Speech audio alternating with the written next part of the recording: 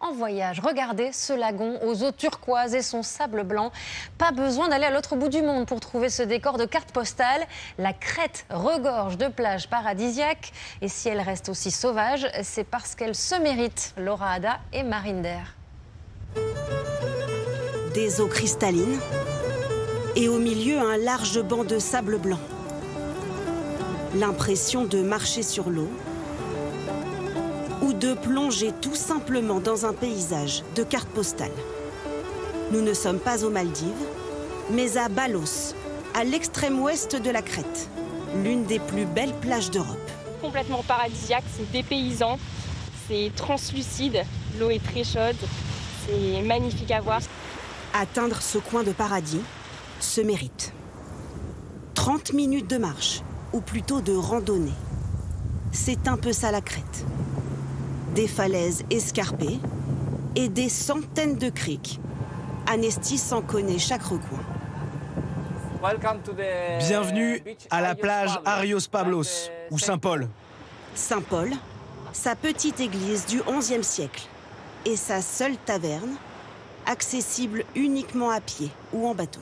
On va partir pour un autre endroit que je surnomme le Diamant.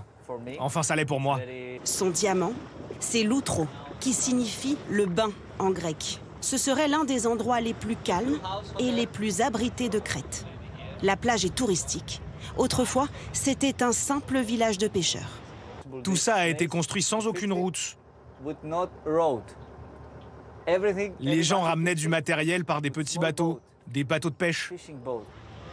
Seule une centaine de pêcheurs entretiennent encore l'esprit du village. Au sud de l'île, c'est l'ambiance peace and love qu'on veut préserver. À la fin des années 60, la plage de Matala était un repère pour les hippies du monde entier. Il faut s'imaginer à l'époque, aucun café, aucune installation, mais une sorte de monde idéal au plus près de la nature. Ils dormaient tous dans les grottes.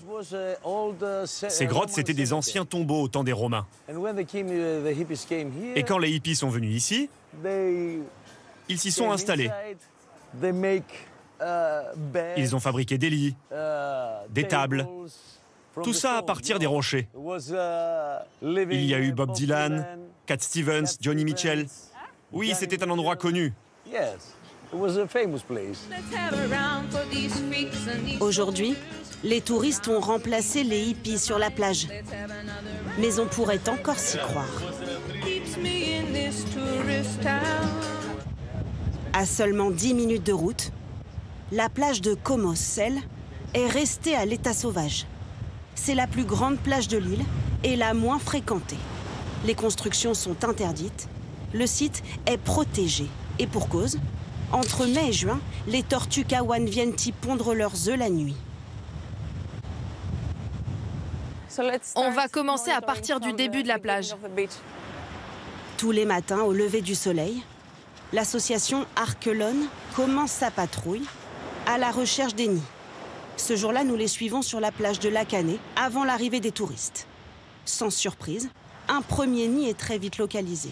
On peut suivre le trajet qu'elle a fait. Grâce aux traces de nageoires sur le sable. Les mesures sont prises, les œufs sont trop près de la mer. Il faut les déplacer un peu plus haut sur la plage pour les mettre à l'abri. Reposer un à un en respectant la profondeur. 8, 9. En tout, 134 œufs dans ce seul nid. Avec cette protection sommaire, ils informent les touristes de sa présence. Il faut se rappeler que les tortues, elles étaient ici avant nous, avant l'humain sur cette plage. Et c'est nous, l'humain, qui est venu après à construire, à développer tous ces écosystèmes ici. Et pour moi, c'est important de trouver l'équilibre entre les autres espèces et l'humain. Un équilibre nécessaire pour ces tortues protégées mais menacées. 1 sur 1000 seulement atteindra l'âge adulte.